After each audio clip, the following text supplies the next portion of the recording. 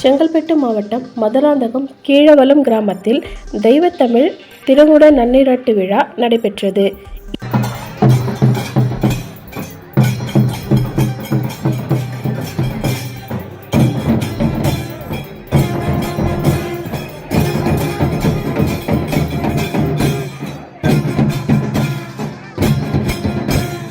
செங்கல்பட்டு மாவட்டம் மதுராந்தகம் கீழவலம் கிராமத்தில் தெய்வத்தமிழ் திருகுட நன்னீராட்டு விழா நடைபெற்றது.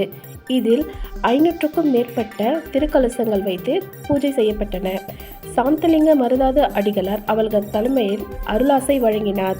அதன் பிறகு அனைவரும் சிறப்பு அன்னதானம் மற்றும் பிரசாதம் வழங்கப்பட்டது. இதில் ஏராளமான பக்தர்கள் கலந்து கொண்டு பெருவிழா சிறப்பாக நடைபெற்றது.